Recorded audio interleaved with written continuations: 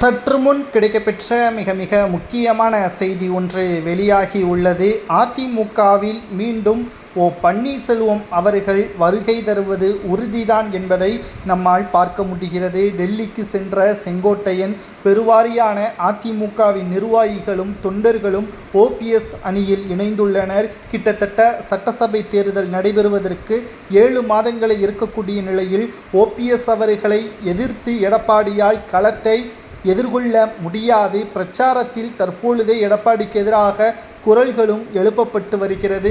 தேர்தல் நெருங்கும் சமயத்தில் பூத் கமிட்டிகள் முழுவதும் மாவட்ட நிர்வாகிகளது கட்டுப்பாட்டில்தான் இருக்கும். அப்பொழுது அவர்கள் வேலை செய்ய இயலாத நிலை ஏற்படும் பொழுது எடப்பாடி அவர்களுக்கு ஒட்டுமொத்த எதிர்ப்புகளும் அதிமுகவின் தொண்டர்கள் கொடுக்கும் பட்சத்தில் ஒன்று அதிமுகவிலிருந்து எடப்பாடி ஒதுக்கப்பட வேண்டும், இல்லை என்றால் அதிமுகவிலிருந்து நீக்கப்பட்ட ஓபிஎஸ், வைத்திலிங்கம், மனோஜ் பாண்டியன், சசிகலா இவர்களை கட்சியில் இணைக்க வேண்டும். அப்பொழுது கெத்தாக ஓபிஎஸ் அவர்கள் அதிமுகவிற்குள் வருகை தருவார் என்ற தகவலையும் நம்மால் உறுதியாக கூற முடியும்.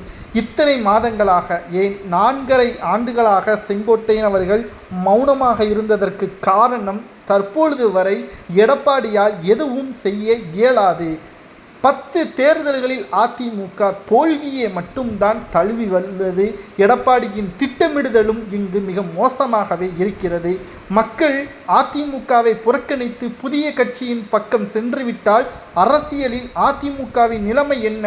எடப்பாடி அதிமுகவிலிருந்து விலகி சேலத்தில் உள்ள பண்ணை வீட்டிற்கு சென்று விடுவார். எங்களது நிலைமை, மக்களது நிலைமை என்ன என்பதை புரிந்து கொண்டுதான் செங்கோட்டையன் அவர்கள் பேசியதாகவும் சமூக ஊடகங்களில் நம்மால் பார்க்கவும் முடிகிறது.